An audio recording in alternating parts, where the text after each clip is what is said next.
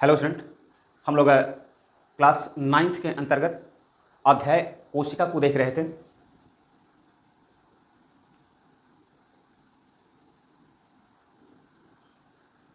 और कोशिका के अंतर्गत हम लोग कोशिका संरचना का अध्ययन कर रहे थे। कोशिका संरचना, पिछले दिन हमने कोशिका संरचना के विषय में विस्तार से बताने का प्रयास किया था और इसके अंतर्गत हम लोग देख रहे थे कि क्या है कि कोशिका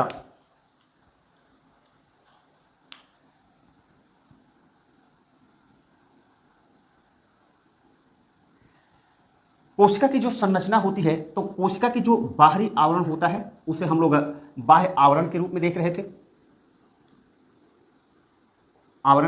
रहे थे, तथा इसके अंदर जितना भी भाग होता है उसको हम लोग जीव द्रव्य के रूप में देख रहे थे। उसके पश्चात इस जीव द्रव्य के अंतर्गत भी क्या क्या चीजें पाई जाती हैं, जैसे अगर बात किया जाए तो हमने पिछले दिन इस पर चर्चा कर चुके हैं। केंद्रक की बात किया जाए, कोशिका द्रव्य की बात किया जाए। कोशिका द्रव्य के अंतर्गत भी दो चीजें होता है, अपशिष्ट पदार्थ होता है, एकदम इसको याद कर लीजिएगा। और यहां पर कोशिकांग होता है, कोशिकांग। हम लोगों ने कोशिकांग के अंतर्गत 3 प्रकार के कोशिकांग को देखे थे। नंबर 1 की यदि बात किया जाए तो दोहरी कलायुक्त कोशिकांग, नंबर 2 की अगर बात किया जाए तो एकल कलायुक्त कोशिकांग, तथा नंबर 3 की बात किया जाए तो कला रहित कोशिकांग। हम लोग इसको देख चुके हैं। हमने कहा था कि इसको एक एक करके, यानी कि कोशिका का आवरण, उसके बाद जीवद्रव्य, उसके बाद केंद्रक, तत्पश्चात हम लोग कोशिकांग के विषय में अध्ययन करेंगे। चूंकि यह 9th क्लास है तो 9th क्लास के लेवल के अनुसार ही यहां पर हम लोग कोशिका का अध्ययन करेंगे। तो आइए हम लोग एक एक चीज को करके देखते हैं। कोशिका आवरण को पहले देखते हैं। कोशिका आवरण,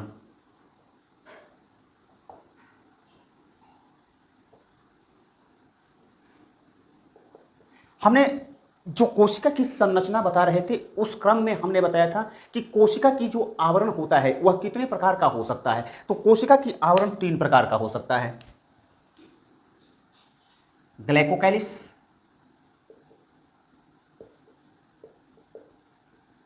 नंबर 2 कोशिका भित्ति, नंबर 3 कोशिका झिल्ली, या इसको जीवद्रव्य कला भी कहा जाता है। यह 3 प्रकार की कोशिका का आवरण हो सकता है। यानी हमने कहा था कि अगर सपोज कीजिए कि ये एक सेल है, तो अगर यह जंतु कोशिका होगी तो इसके अंतर्गत केवल क्या होगा, कोशिका झिल्ली होगी। अगर यह पादप कोशिका होगा तो इसके अंतर्गत कोशिका झिल्ली के अलावा भी एक और आवरण हो सकता है जिसको हम लोग कोशिका भित्ति के नाम से जानते हैं। तथा कुछ सूक्ष्म प्रकार के जो जीव होते हैं उसमें एक तीसरा आवरण हो सकता है जिसको हम लोग ग्लाइकोकाइलिस कहते हैं। हालांकि 9th क्लास में ग्लाइकोकाइलिस के विषय में चर्चा नहीं किया है, यह ऊपर के क्लासों में चर्चा करता है। तो इसको हम लोग बारी बारी से देखते हैं कि यह क्या चीजें हैं। तो ग्लाइकोकाइलिस के विषय में बहुत ज्यादा नहीं, लेकिन इसके विषय में इतना जान लेते हैं कि ग्लाइकोकाइलिस के विषय में महत्वपूर्ण चीज यही होता है कि ग्लाइकोकाइलिस को कब स्लाइम परत कहा जाता है, तथा कब इसको कैप्सूल कहा जाता है। तो स्लाइम परत कब कहा जाएगा, जब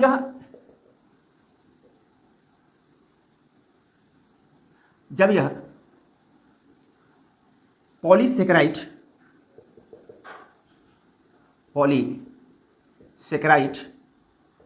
तथा पॉलीपेप्टाइड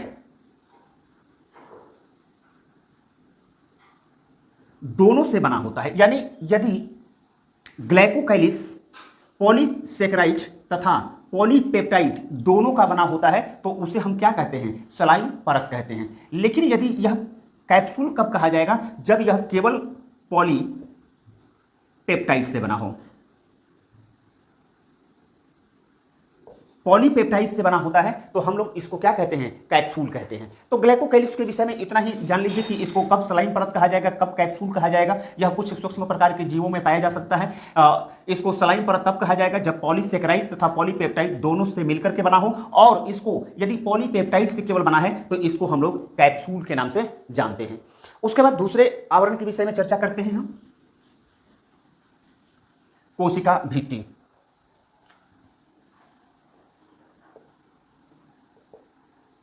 कोशिका भित्ति,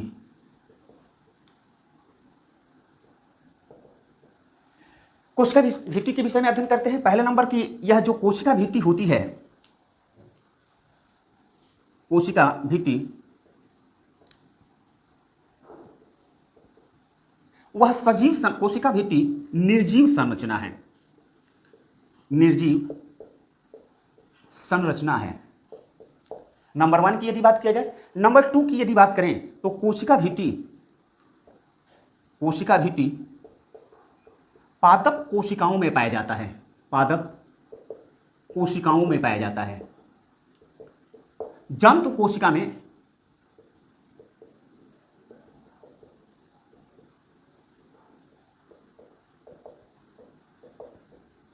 केवल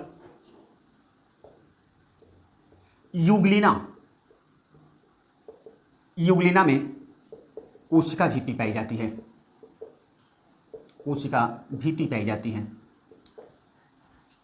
कोशिका भित्ति का निर्माण कैसे होता है? तो कोशिका भित्ति की निर्माण की यदि बात करें तो कोशिका भित्ति का निर्माण कोशिका से स्रावित पदार्थ से होता है।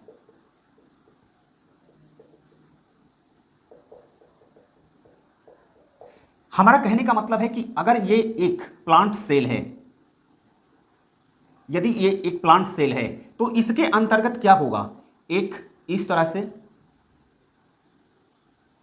कोशिका भित्ति होगी। और इस कोशिका भित्ति का निर्माण कैसे होता है? तो इस कोशिका भित्ति का निर्माण यह कोशिका से स्रावित पदार्थ से होता है। यह सजीव संरचना नहीं होता है, बल्कि यह क्या होता है, यह निर्जीव संरचना होता है। तथा इसके अंतर्गत यदि बात करें तो यह केवल पादप कोशिकाओं में पाया जाता है। जंतु कोशिकाओं में यह केवल यूग्लिना में पाया जाता है, यूग्लिना में पाया जाता है।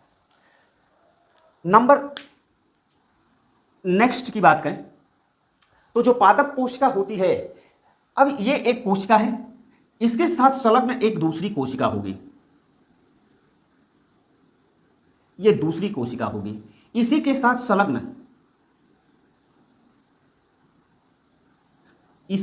संलग्न एक तीसरी कोशिका होगी। अब प्रश्न उठता है कि इस कोशिका का संबंध इस कोशिका से और इस कोशिका से कैसे होता होगा। तो देखिए, ये जो कोशिका भित्ति होती है उसमें छिद्र पाया जाता है, जिसके द्वारा इस कोशिका के अंतर्गत भरा हुआ कोशिका द्रव्य तथा इस कोशिका द्रव्य ये क्या होते हैं, आपस में संयुक्त होते रहते हैं। कैसे? तो इन छिद्रों के माध्यम से, इसीलिए इन छिद्रों को क्या कहा जाता है, कोशिका भित्ति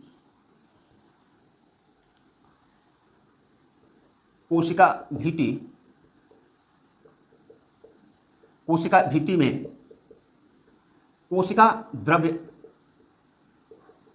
द्रव्य के आवागमन के लिए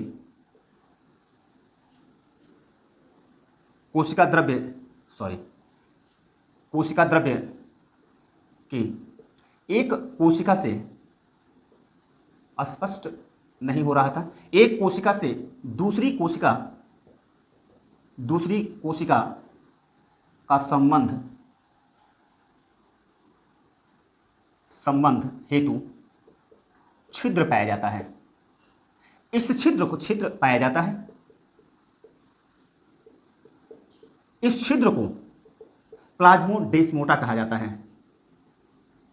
प्लाज्मोडेस्मोटा कहा जाता है। इसको हिंदी में लिख देते हैं प्लाज्मोडेस्मोटा, प्लाज्मोडेस्मोटा। मोटा। और इसी प्लाज्मोडेस्माटा यानी कि ये जो छिद्र पाया जा रहा है कोशिका भित्ति के अंतर्गत, इसे हम लोग, इसी छिद्र को हम लोग, ये छिद्र है, इस छिद्र को हम लोग क्या कहते हैं? प्लाज्मोडेस्माटा कहते हैं। प्लाज्मोडेस्माटा कहते हैं। इसी छिद्र के माध्यम से इस कोशिका द्रव्य, यानी इस कोशिका का कोशिका द्रव्य इस कोशिका से तथा इस कोशिका से क्या होता है? आपस में संबद्ध होता है। यानी कहने का अर्थ यह है कि जो कोशिका द्रव्य है यहां से निकल करके उस कोशिका द्रव्य से मिल सकती है और इस कोशिका द्रव्य से मिल सकती है, और जिस छिद्र के माध्यम से यह मिलती हैं उसे हम लोग प्लाज्मोडेस्माटा के नाम से जानते हैं। नेक्स्ट की हम बात करें, इसकी कोशिका भित्ति की विशेषता के अंतर्गत है ये कि कोशिका भित्ति क्या चीजें हैं। तो कोशिका भित्ति की यदि बात करें तो जीवाणुओं की कोशिका, जीवाणुओं में भी कोशिका भित्ति पाई जाती है। तो जीवाणुओं की कोशिका भित्ति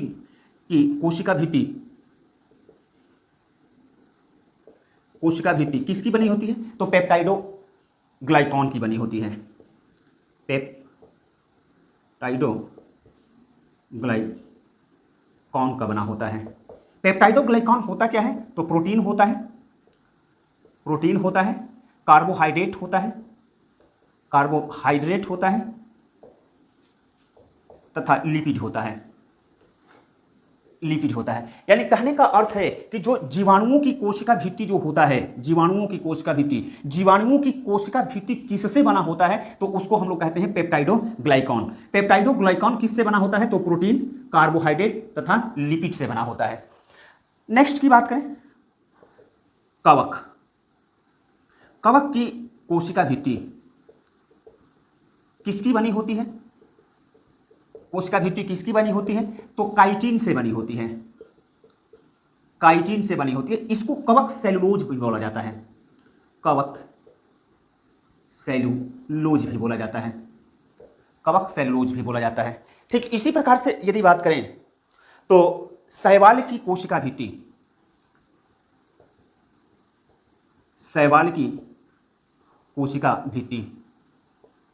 ये इंपॉर्टेंट चीजें हैं। कवक की कोशिका भित्ति किससे बना होता है? तो काइटिन से बना होता है। काइटिन को ही हम लोग कवक सेलुलोज के भी नाम से जानते हैं। उसी प्रकार से जीवाणु की कोशिका भित्ति किससे बनी होती है? तो पेप्टाइडोग्लाइकॉन से बनी होती है। पेप्टाइडोग्लाइकॉन किससे निर्मित होता है? तो जो प्रोटीन होता है, कार्बोहाइड्रेट होता है, लिपिड होता है, उससे बना होता है। उसी प्रकार से शैवाल की कोशिका भित्ति किससे बनी होती है? तो शैवाल की कोशिका भित्ति सेलुलोज,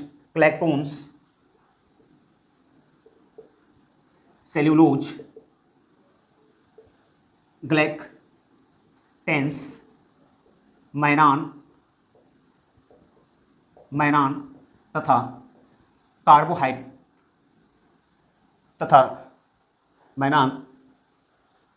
तथा कैल्शियम कार्बोनेट से बना होता है। कैल्शियम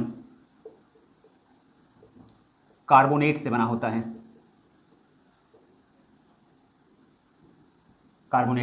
है। अब लास्ट चीज, पादप की कोशिका भित्ति किससे बना होता है? इसको ऊपर उठाते हैं।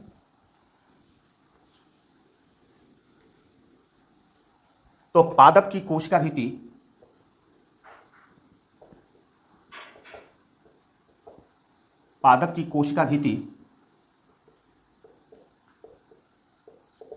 सेलुलोज, मुख्यतः सेलुलोज का बना होता है। सेलुलोज, हेमीसेलुलोज,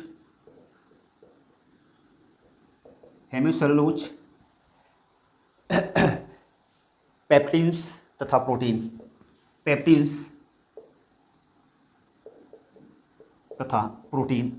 से बनी होता है।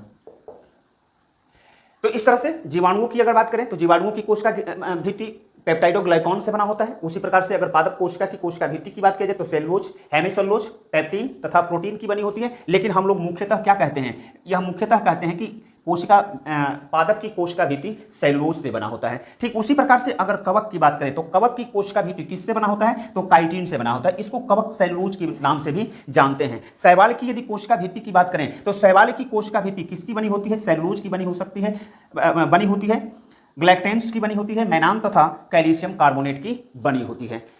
अगर हम बात करें कि इसकी संरचना कैसा होता है, यानी कोशिका भित्ति की संरचना कैसा होता है,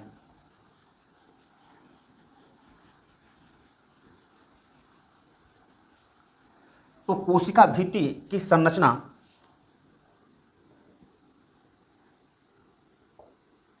कोशिका भित्ति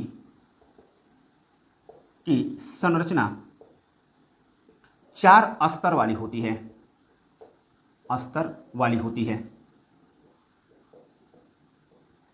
यह 4 स्तर में कौन कौन से स्तर होते हैं? तो मध्य पटलिका, मध्य पटलिका, नेक्स्ट प्राथमिक, प्राथमिक कोशिका भित्ति,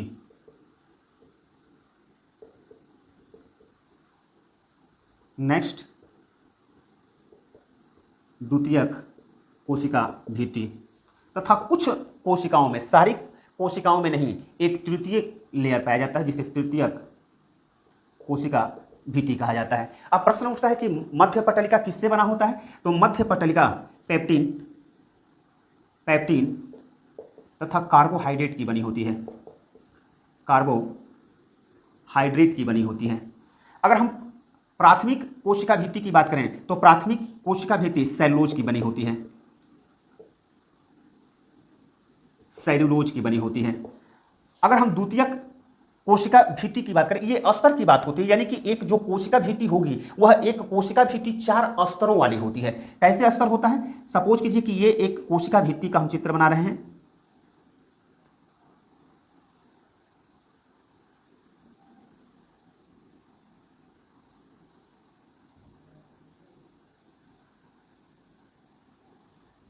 ये एक कोशिका भित्ति है,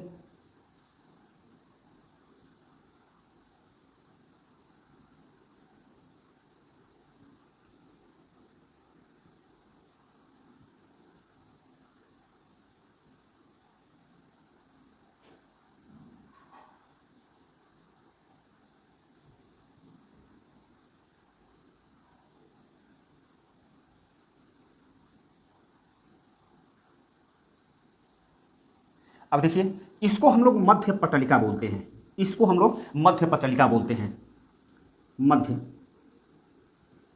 पटलिका। मध्य पटलिका की दोनों तरफ जो स्तर पाया जाता है उसे हम लोग प्राथमिक कोशिका भित्ति कहते हैं, प्राथमिक कोशिका भित्ति कहते हैं।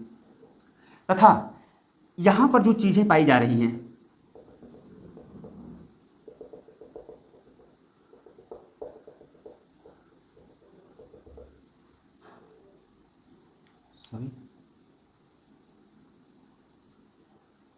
यहां पर जो चीजें पाई जा रही हैं इसको हम लोग द्वितीयक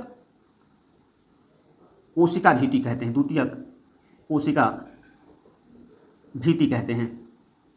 तथा सभी कोशिकाओं में नहीं बल्कि कुछ पादप कोशिकाओं में यह जो तीसरा स्तर होता है इसे हम लोग तृतीयक कोशिका भित्ति कहते हैं, कोशिका भित्ति कहते हैं।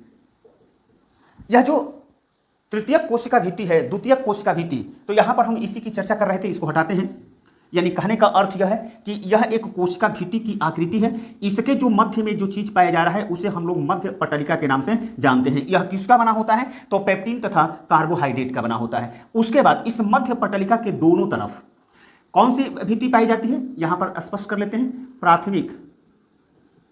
प्राथमिक कोशिका भित्ति पाई जाती है। यह किसकी बनी होती है? सेलुलोज की बनी होती है। तथा इस प्राथमिक कोशिका भित्ति के बाद एक द्वितीयक स्तर पाया जाता है जो किसका बना होता है?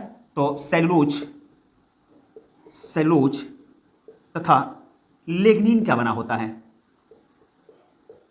लिग्निन का बना होता है। और कुछ कोशिकाओं में एक तीसरा स्तर भी पाया जाता है। ये तीसरा स्तर, ये तृतीयक यहां पर लिख लेते हैं, तृतीयक कोशिका भित्ति सभी में नहीं पाया जाता है। यह किसका बना होता है? तो प्रोटोप्लाज्म का बना होता है, प्रोटोप्लाज्म का बना होता है।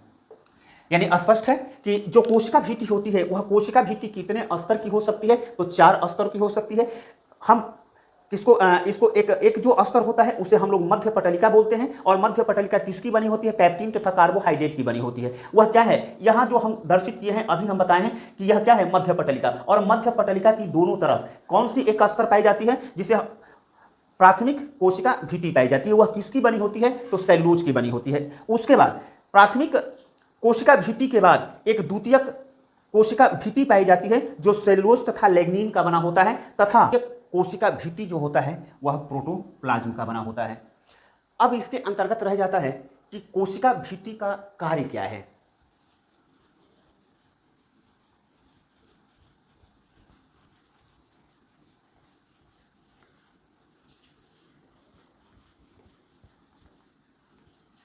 कोशिका भित्ति, कोशिका भित्ति का कार्य।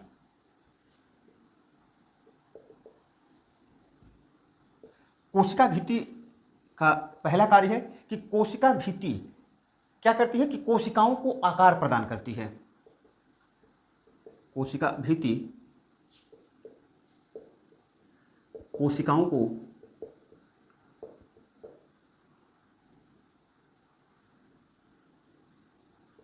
आकार प्रदान करती है।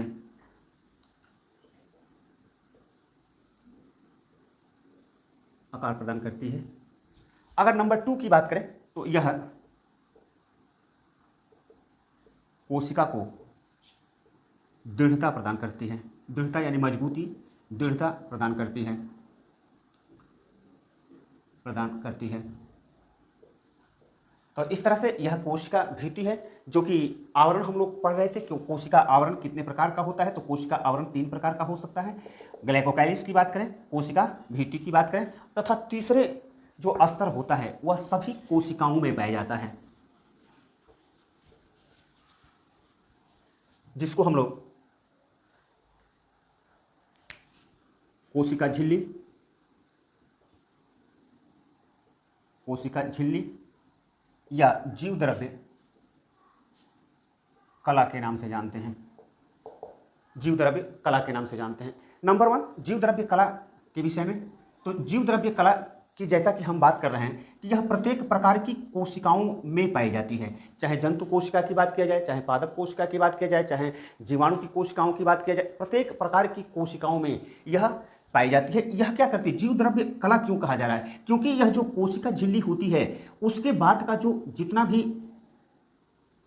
कोशिका के अंदर होता है उसको हम लोग क्या कहते हैं, जीव द्रव्य कहते हैं।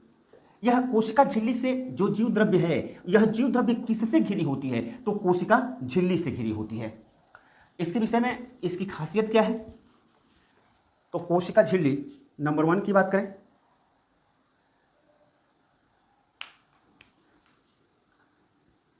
अर्ध पारगम्य, पारदर्शी, पारदर्शी वर्णात्मक झिल्ली होती है, झिल्ली होती है। अगर नंबर 2 की बात किया जाए तो जो जीव द्रव्य झिल्ली है, जीव द्रव्य झिल्ली या जीव द्रव्य कला प्रत्येक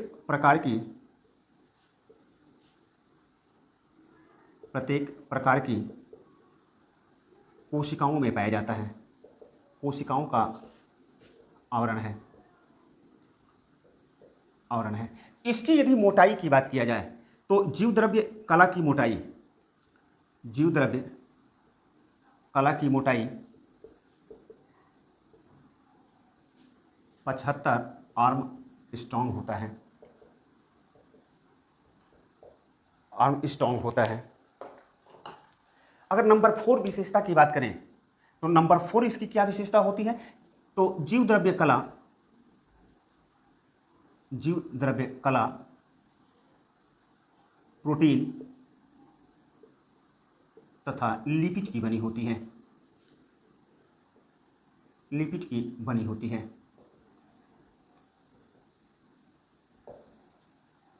जैसा कि अभी हम लोग वो देख रहे थे कि जो कोशिका भित्ति होता है, तो जीवाणुओं की कोशिका भित्ति पेप्टाइडोग्लाइकॉन की बनी होती है, कवक की कोशिका भित्ति काइटिन की बनी होती है, पादप की कोशिका भित्ति सेलुलोज, हेमिसेलुलोज आदि की बनी होती है। लेकिन यदि हम बात करें कि कोशिका झिल्ली या जीव द्रव्य झिल्ली, तो यह प्रत्येक कोशिकाओं की जो जीव द्रव्य झिल्ली होगी या कोशिका झिल्ली होगी वह किसकी बनी होगी, वह प्रोटीन तथा लिपिड की बनी होगी।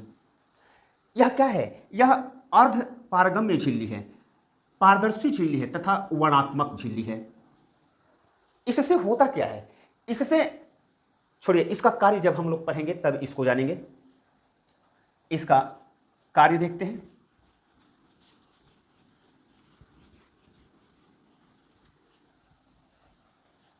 तो जीव द्रव्य झिल्ली का कार्य यह कार्य क्या करती है? तो नंबर 1, जीव द्रव्य झिल्ली कोशिका के अंदर तथा बाहर जाने वाले पदार्थों को नियंत्रित करती है।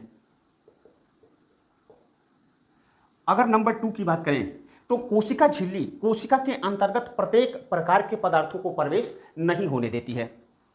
तो जीव द्रव्य झिल्ली या कला कोशिका के अंदर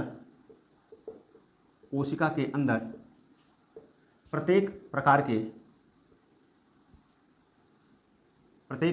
के पदार्थों को नहीं जाने देती है, इसलिए इसे चयनात्मक झिल्ली भी कहा जाता है। यानी कुछ सिलेक्टेड पदार्थ ही अंदर जा सकते हैं तथा बाहर आ सकते हैं, सभी चीज अंदर तथा बाहर नहीं जा सकता है, इसीलिए इसको चयनात्मक झिल्ली यानी कुछ चयनात्मक झिल्ली भी कहा जाता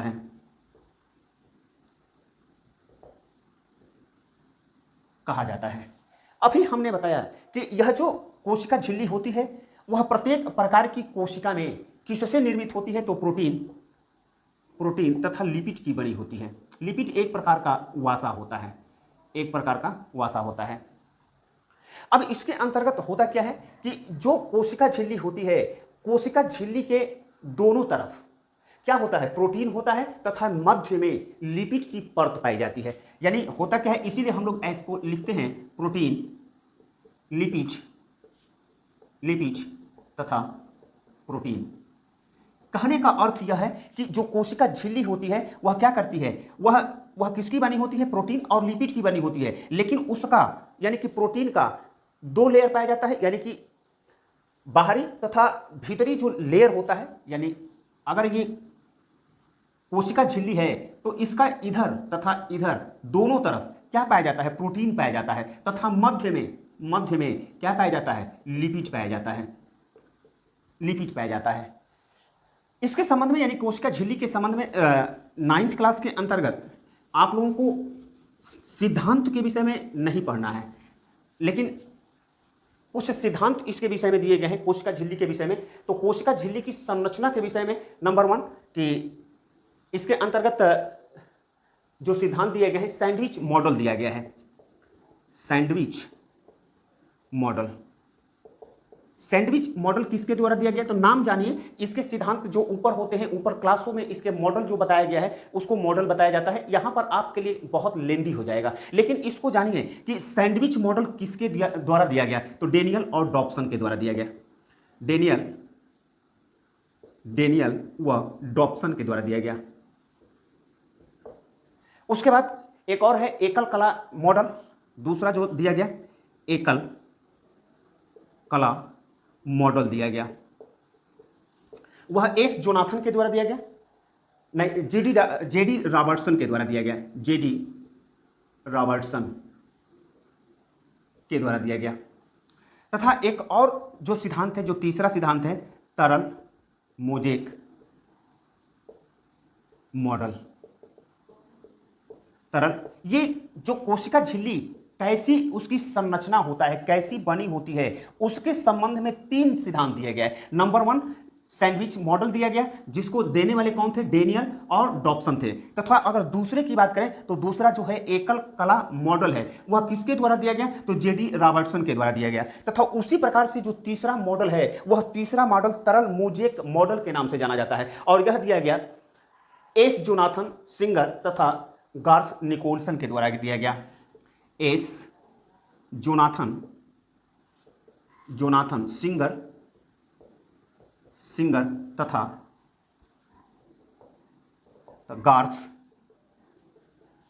गार्थ निकोलसन के द्वारा दिया गया। ये तीनों ही मॉडल लगभग यही बताते हैं कि जो कोशिका झिल्ली या जीव द्रव्य झिल्ली होती है वह किसकी बनी होती है, प्रोटीन और लिपिड की बनी होती है, तथा प्रोटीन की दो परत पाई जाती है, यानी कि प्रोटीन की परत, ऊपरी परत तथा भीतरी परत किसकी बनी होती है, प्रोटीन की बनी होती है, जबकि जो मध्य का भाग होता है वह क्या होता है, लिपिड होता है। तरल मोज़ेक मॉडल क्या कहता है कि लिपिड की एक परत होती है, तथा अगर हम बात करें प्रोटीन्स की, यानी यह लिपिड की एक परत है, तथा मोज़ेक की, जैसे घर में मोज़ेक लगे होते हैं ना, ठीक उसी प्रकार से मोज़ेक टाइल्स की तरह उसमें क्या होते हैं, प्रोटीन चिपके होते हैं, दोनों साइड से क्या होते हैं, प्रोटीन चिपके होते हैं। इसीलिए इस मॉडल को तरल मोज़ेक मॉडल कहा जाता है तथा यह मॉडल ज्यादा फेमस है। यानी कि कहने का अर्थ यह है कि जो जीव द्रव्य कला है वह जीव द्रव्य कला की संरचना कैसी हो सकती है, उसको मॉडल कैसा हो सकता है, उसके संबंध में 3 मॉडल दिए गए हैं। नंबर 1 सैंडविच मॉडल किसके द्वारा दिया गया, तो डेनियल वार्डॉप्सन के द्वारा दिया गया। एकल कलम मॉडल की बात करें तो जेडी रॉबर्टसन के द्वारा दिया गया, तथा तरल मोज़ेक मॉडल की बात किया जाए तो तरल मोज़ेक मॉडल किसके द्वारा दिया गया, एस जोनाथन सिंगर तथा गार्थ निकोलसन के द्वारा दिया गया। यह जो तरल मोज़ेक मॉडल है, तरल मोज़ेक मॉडल के अंतर्गत यह बताया गया कि मध्य में क्या होता है, लिपिड की एक परत होती है, तथा दोनों तरफ से जो प्रोटीन के कण होते हैं वह प्रोटीन के कण उसमें धसे होते हैं। जैसे कि घर में टाइल्स वगैरह लगता है तो टाइल्स या मोज़ेक लगा होता है, ठीक उसी प्रकार से इसकी संरचना होती है। जबकि अगर सैंडविच मॉडल की बात करें, जो हम लोग सैंडविच खाते हैं, उसी तरह से इसका भी क्या होता है, मॉडल होता है। दोनों तरफ एक परत होती है तथा मध्य में कुछ ठूंसा गया होता है, भरा गया होता है। ठीक उसी प्रकार से इसका यानी कि जीव द्रव्य झिल्ली का मॉडल होता है, यानी कि दोनों तरफ प्रोटीन की परत तथा मध्य में लिपिड की परत पाई जाती है। लेकिन कहना यानी कि सबका यही कहना है कि जो जीव द्रव्य कला है वह किसकी बनी होती है, तो प्रोटीन तथा लिपिड की बनी होती है, अब इसके संबंध में 2 चीजें और हम लोग जानते हैं, जीव द्रव्य झिल्ली के विषय में 2 चीजें और जानते हैं। नंबर 1 कि हमने इसके कार्य के अंतर्गत बताया कि यह पारदर्शी झिल्ली होती है तथा वर्णात्मक झिल्ली होती है, उसी को चयनात्मक झिल्ली भी कहा जाता है। होता क्या है कि इसके अंतर्गत कोई भी पदार्थ का आवागमन, अभी हमने कार्य जो पढ़ा रहे थे कि जीव द्रव्य का कार्य क्या है, तो हमने बताया कि जीव द्रव्य का कार्य कोशिका के अंदर तथा बाहर जाने वाले पदार्थों को नियंत्रण करना है। तो फिर पदार्थ अंदर जाते कैसे हैं, सपोज कीजिए कि ये एक सेल है, तो सेल के जो बाहर है वह क्या है, वह जीव द्रव्य कला है। अब अंदर यानी कि यह जीव द्रव्य क्यों क्या है, वह बांधे हुए है, रोके हुए है, यानी कि उसको जीव द्रव्य के अंतर्गत जो पदार्थ हैं उसको बाहर जाने नहीं देती, सभी पदार्थों को बाहर नहीं जाने देती, कुछ पदार्थों को, सेलेक्टेड पदार्थों को वह बाहर जाने देती है। तथा इसी प्रकार से इसके अंदर यानी कोशिका के अंदर सभी पदार्थों के अणु प्रवेश नहीं कर सकते हैं, केवल वही अणु प्रवेश कर सकते हैं जो कि कोशिका के लिए आवश्यक है, तथा कोशिका से बाहर वही अणु जा सकते हैं जो कि कोशिका के लिए आवश्यक नहीं है। यानी क्या करती है यह, इसीलिए इसको वर्णात्मक झिल्ली कहा जाता है। अब इसके अंदर यानी कोशिका के अंदर कोई पदार्थ प्रवेश कैसे करता है, तो विसरण विधि के द्वारा करता है। विसरण विधि के अंतर्गत होता क्या है कि कोई भी पदार्थ उच्च सांद्रता से निम्न सांद्रता की ओर, आपको फिजिक्स में विलयन पढ़ाया गया होगा, सांद्र विलियम के विषय में बताया गया होगा, तो वहां से इसको पकड़ने का प्रयास कीजिएगा। यहां पर यानी कि कोशिका के अंतर्गत कोई भी पदार्थ कैसे प्रवेश करता है और कैसे बाहर निकलता है, इसकी बात हो रही है। तो किस विधि के द्वारा होता है, तो विसरण विधि के द्वारा होता है।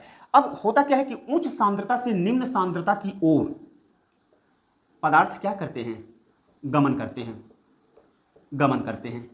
अब यहां पर देखिए कोशिका के अंतर्गत विभिन्न प्रकार के जो कार्य होते रहते हैं, विभिन्न प्रकार के चीजों का उत्पादन होता रहता है, उत्सर्जन होता रहता है, कुछ हानिकारक पदार्थ हैं जिनका संचय भी होता है। तो इसमें अगर हम उदाहरण के तौर पर कहें कि CO2 यानी कार्बन डाइऑक्साइड, तो कार्बन डाइऑक्साइड जब कोशिका के अंतर्गत कार्बन डाइऑक्साइड जब ज्यादा हो जाएगा और कोशिका के बाहर कार्बन डाइऑक्साइड की मात्रा कम होगी तो कोशिका से यह कार्बन डाइऑक्साइड क्या हो जाएगा, बाहर हो जाएगा। क्यों? इसलिए हो जाएगा कि कोशिका के अंतर्गत क्या है, उच्च सांद्रता है, उच्च सांद्रता है, जबकि कोशिका के बाहर क्या है, निम्न सांद्रता है। ठीक इसी प्रकार अगर बात करें कि O2 यानी ऑक्सीजन, ऑक्सीजन कोशिका के अंतर्गत अंदर प्रवेश कैसे करता है, तो प्रवेश कैसे करेगा, तो प्रवेश इसी भांति से करेगा, जब कभी भी कोशिका के अंतर्गत ऑक्सीजन की यानी O2 की आवश्यकता होगा तो यहां पर क्या बनेगा, यहां पर निम्न सांद्रता बनेगी, यहां पर निम्न सांद्रता बनेगा, निम्न सांद्रता बनेगा। तथा बाहर जो हीमोग्लोबिन है, हीमोग्लोबिन क्या कर रहा है, ऑक्सीजन को परिवहित करता है। यानी कि जब हीमोग्लोबिन रक्त जब हृदय में पंप होता है तथा फेफड़े के पास जाता है तो फेफड़े के पास वहां पर ऑक्सीजन से क्रिया करके ऑक्सी हीमोग्लोबिन का निर्माण करता है। यह हम चर्चा करेंगे जब माइटोकॉन्ड्रिया को पढ़ाएंगे, तो माइटोकॉन्ड्रिया जब पढ़ाएंगे तो उस समय चर्चा करेंगे ऑक्सी हीमोग्लोबिन का निर्माण करता है। यानी ऑक्सीजन क्या होते हैं, यहां पर आकर के ऑक्सीजन, ऑक्सीजन यहां पर गैस के रूप में नहीं होता है, ऑक्सीजन गैस है, लेकिन यहां पर किस रूप में होता है, अणु के रूप में होता है। क्यों होता है, तो वह हीमोग्लोबिन से क्रिया करके ऑक्सी हीमोग्लोबिन का निर्माण करता है और वह क्या होता है, वह कोशिका के पास चला जाता है। जब कभी भी कोशिका में ऑक्सीजन की आवश्यकता होगा यानी O2 की आवश्यकता होगी तो यहां पर क्या बनेगा, निम्न सांद्रता बनेगी और बाहर क्या है, बाहर ऑक्सीजन उपलब्ध है तो इसीलिए यहां पर उच्च सांद्रता बनेगा, उच्च सांद्रता बनेगा। तथा जो O2 है यानी ऑक्सीजन है वह क्या करेगी, यह झिल्ली से अंदर प्रवेश कर जाएगी। यानी इसी प्रकार से अन्य पदार्थों का विसरण तथा परासरण विधि के द्वारा, परासरण विधि के द्वारा कोशिका के अंदर तथा बाहर आते जाते हैं। जैसे किशमिश की अगर बात किया जाए तो किशमिश को यदि शुद्ध जल में अगर भिगोएंगे तो किशमिश क्या हो जाएगा, फूल जाएगा। क्यों फूल जाएगा, क्योंकि जल क्या होता है, उसकी कोशिकाओं से होकर के उसकी कोशिका झिल्ली से अंदर प्रवेश करेगा और इस तरह से यह क्या हो जाएगा, फूल जाएगा। लेकिन अगर उसे सांद्र विलयन में रखा जाए यानी कि अगर शक्कर या नमक के विलयन में रखा जाता है तो वह क्या हो जाता है, पुनः सिकुड़ना प्रारंभ हो जाता है, क्योंकि जो कोशिका के अंतर्गत पानी है वह पानी क्या होता है, बाहर निकल आता है। और यही कारण है कि किशमिश क्या होती है, जब सांद्रित विलयन के अंतर्गत रखा जाता है तो वह क्या हो जाता है, वह पिचक जाता है यानी सुकड़ जाता है। तथा अगर शुद्ध जल के अंतर्गत रखा जाता है तो वह क्या हो जाता है, वह फूल जाता है। यही रीजन है। अब उसके अंतर्गत एक और चीज हमने बताया कि कोशिका झिल्ली के अंतर्गत एक और चीज, इसको डिलीट करते हैं, कि कोशिकाएं आपस में चिपकी होती हैं। जैसे ये एक कोशिका है, ठीक इसी प्रकार से ये एक कोशिका है, ठीक इसी प्रकार से ये एक कोशिका है, ठीक इसी प्रकार से ये एक कोशिका है। लेकिन आपका कहना है कि आप सोच सकते हैं या सवाल कर सकते हैं, क्योंकि ऑनलाइन क्लास में ये दिक्कत होता है कि आप लोग को प्रश्न नहीं पूछना पड़ता है, हम लोगों को खुद उसको प्रश्न बनाकर बताना पड़ता है। आपका प्रश्न ये हो सकता है कि आखिर यह भी एक कोशिका है, यह भी एक कोशिका है तथा यह भी एक कोशिका है और यह भी एक कोशिका है, तो यह सारी कोशिकाएं आपस में चिपकी क्यों हैं, क्यों चिपकी हैं? इसको क्या होना चाहिए, ये कोशिका अलग होनी चाहिए, ये कोशिका अलग होनी चाहिए, ये कोशिका अलग होनी चाहिए, ये कोशिका अलग होनी चाहिए, लेकिन ऐसा होता नहीं है। क्यों नहीं होता है? डेस्मोटा के कारण होता है, डेस्मोटा के कारण होता है। डेस्मोटा के कारण यह क्या है, यह आपस में चिपकी होती हैं। क्या होता है यह डेस्मोटा, क्या होता है, तो एक चिपचिपा पदार्थ होता है, चिपचिपा पदार्थ होता है जिसे क्या कहा जाता है, डेस्मोटा, डेस्मोटा नहीं, डेस्मोटा या सॉरी एक मिनट, इसको कहा जाता है, सॉरी डेस्मोसोम कहा जाता है,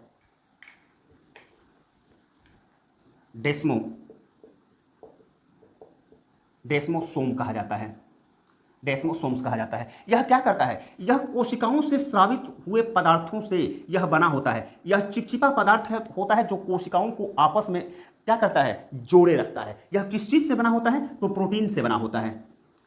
यानी डेस्मोसोम्स का कार्य क्या है, तो कोशिकाओं को आपस में बांधे रखना। नहीं तो कोशिकाएं ऐसे तो बिखरी हुई अवस्था में होंगी, क्योंकि अभी हमने उदाहरण दिया कि यह भी एक कोशिका है, यह भी एक कोशिका है, यह भी एक कोशिका है और यह भी एक कोशिका है, लेकिन यह स्वतंत्र अवस्था में इधर उधर बिखरी हुई क्यों नहीं है, आपस में चिपकी हुई क्यों है? तो वह क्यों है? तो वह डेस्मोसोम्स के कारण है। और डेस्मोसोम्स कहां से आता है? तो वह कोशिकाओं से के स्रावित पदार्थ से निर्मित होता है। वह कैसा होता है? तो चिपचिपा पदार्थ होता है। वह किससे निर्मित होता है? तो वह प्रोटीन से निर्मित होता है और वह विभिन्न प्रकार की कोशिकाओं को आपस में संजोने का काम करता है। और इस तरह से इसका मुख्य कार्य यानी कि डेस्मोसोम्स का मुख्य कार्य क्या बन जाता है? ऊतकों को दृढ़ता प्रदान करता है, दृढ़ता प्रदान करता है। यह कैसे प्रदान करता है? तो सपोज कीजिए कि कोई भी ऊतक के विषय में हमने चर्चा किया था कि ऊतक क्या है? तो कोशिकाओं का समूह है।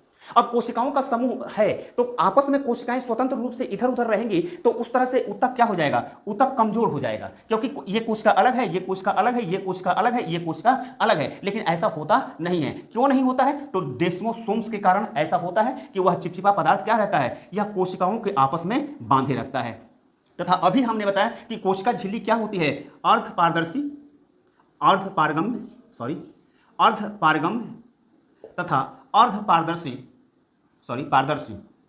पारदर्शी झिल्ली होती है। अब होता क्या है कि इस झिल्ली के से जो पदार्थ होते हैं, कोशिका द्रव्य जिसको बोलते हैं, वह कोशिका द्रव्य क्या होते हैं? एक कोशिका से दूसरी कोशिका, दूसरी इस तरह से आवागमन करते रहते हैं, इस तरह से आवागमन होता रहता है।